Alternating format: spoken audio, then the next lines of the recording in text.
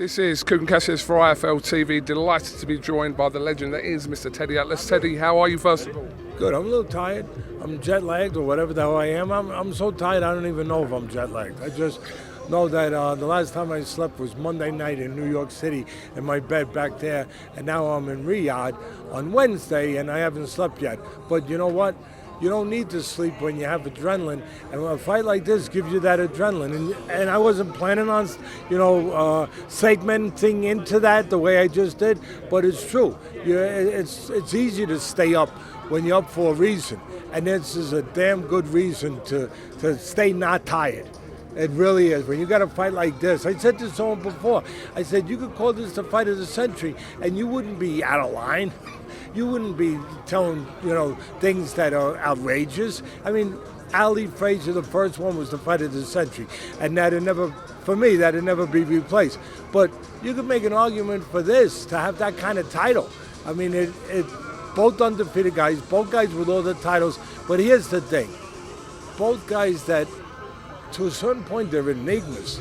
Like certain things, we don't know. Is BETERBIEV really truly the boogeyman? Is he is Bivol more than just a classy boxer? And I believe he is. But also they separated themselves from all the other fighters. That's what makes it that kind of prestige fight. That there's nobody really that close to them. There's some good fighters in that division, don't get me wrong, but they have separated themselves kind of the way Ali and Frazier did back in the day, when those were the only two guys you wanted to see for something called the heavyweight title. How do you see the first half of this fight playing out, Teddy? Look, I see BETERBIEV obviously looking to close gaps behind the jab, but he doesn't do it recklessly. He ain't a caveman, even if they do got him wearing that stuff over there, with all the pelts on. He ain't a caveman. Him and his crew deserve a lot more credit than that. They do subtle little things. They come behind the jab, they control range well, they step out of range when they have to, just enough. He don't do it all to the point where you notice it, but he does it enough where he'll keep you off balance, where he'll make you miss. He'll take a walk around the block, like the old timers would say, once in a while, instead of coming straight in. So, I expect him to look to obviously close the gap, but to do it in a way that he's not leaving himself available with a guy who's got fast hands, a guy who's a terrific counterpuncher, a guy who knows how to set up traps, and a guy who likes to live on the outside. Even though he can live on the inside, he likes to live on the outside, with all the quick stuff. And so at some point, I think, to your question, the burden is kind of more on BETERBIEV, because he's going to feel that if he stays on the outside with this guy, the other guy will have the edge. So I think that at some point you're going to see him and do what he does. What does he do? He evaporates people. He wears, it ain't the physical part.